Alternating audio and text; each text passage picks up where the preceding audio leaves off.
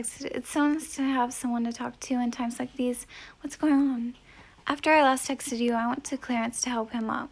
He has become a man. He was only an infant when he died. I didn't know they grew up in the afterlife. But he's still Clarence, right?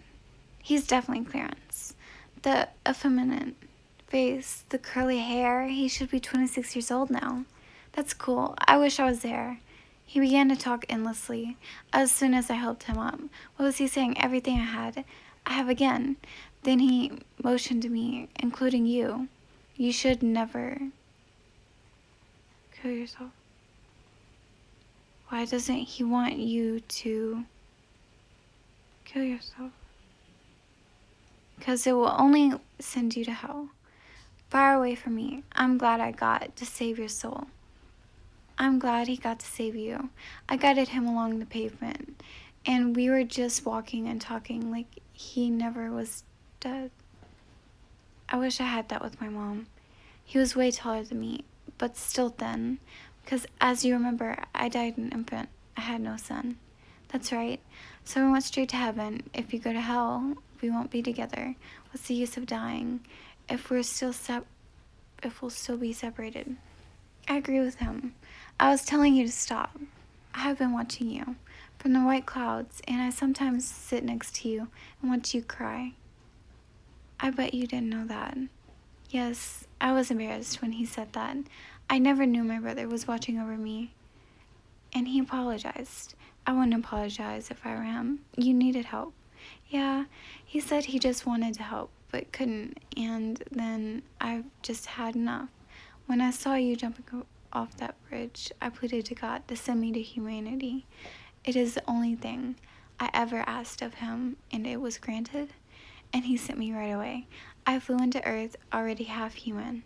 I got to catch you, but I can still fly. There. That was how he flew. We now know that. And speaking of my transformation from angel to human, he began to fumble in his robes. What did he find? He brought out a tiny book. He tapped his finger on it, and it suddenly turned into a gigantic book. What's written on it? God gave me the book of life. It's the instructions about everything. I said, "Is it like WikiHow?" LOL. He said, "What's WikiHow?" I said, "It's a set of instructions on everything, but humans write it, not God. They are missing instructions there. I don't think that's comparable to the book of life." Then he brought out an envelope. Inside it was a letter I couldn't read. This is the most ancient form of Latin. It's God's reminder to me because he said, it's easy to get distracted on earth. What did God need reminding him of? It says, I am to stay here for only a short time, and I am here only to accomplish a very important task. And what is that important task? I asked God what it is, but he won't tell me, he said. I will know it when I see it. That's unfair. How will he do it if he doesn't know it? Well, I guess it's just to help me here, hopefully. Then he began tiptoeing on his bare feet. I feel so heavy here, and the ground hurts my feet. The town sheriff was on patrol in his car, and he spotted me with Clarence. His name is Franklin. Oh no. He stopped his patrol car right next to us and came out of his car speaking. I see you found a friend in the Ku Klux Klan. Ku Klux Klan? He was eyeing Clarence's long white robe and his bare feet. For some reason, Clarence suddenly turned and ran. Why would he do that? I don't know. Of course, Franklin chased him, bringing out his gun and pointing it at Clarence. I ran after them, screaming in my terror. You should have told Terrence to stop. I was panicking. Clarence ran like mad back to the bridge. What would he do there? He jumped. What? Yes, even Franklin was extremely puzzled. He stood at the spot from which Clarence had jumped and looked down into the river below. With a silent expression of confusion, I made it to his side and looked down also. What did you see?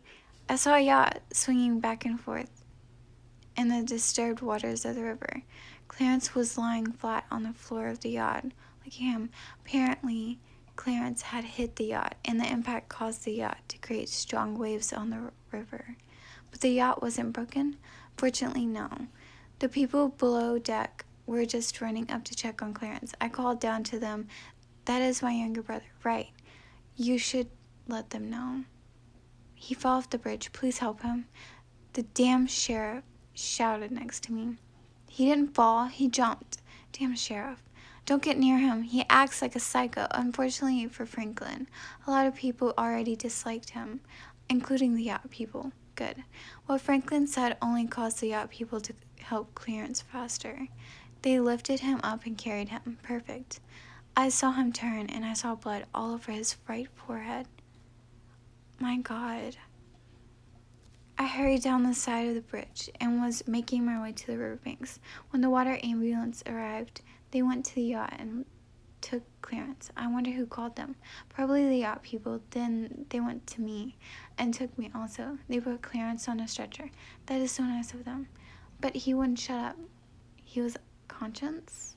To my dismay, yes. Whenever I flew to Earth, when I was still an angel, I was protected by the division between life and death. That was why I didn't get to feel life. That makes sense. But when that policeman looked directly at me, I can feel all the sins he's done and how his soul is bound for hell. Oh, I didn't know that about policemen.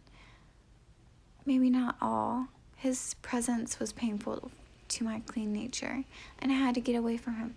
That explains why he ran. I jumped off the bridge because I thought I could still fly. Autumn, do you think that WikiHow has anything of what to do when you can no longer fly? Anyways, the people in the boat are really nice. They asked me how I was, and I told them I was thirsty. I agree, they're nice. They made me drink lots of water from tiny water bottles. And by the way, that policeman, what about the policeman? Still has a chance. He doesn't smell like a demon yet. We studied demons in heaven. We are made to know our enemies well. That's interesting. No, it is not. I looked around at the paramedics, completely embarrassed. What did they do? Instead, they smiled at me warmly, saying, "He's just delirious. He's had a head injury. He'll recover. Haha." And we floated on, my brother prattling on about heaven, hell, demons, life and death. Where are you now? They brought him to a riverside hospital. The doctor had stitched his head wound and allowed him to sleep. Good.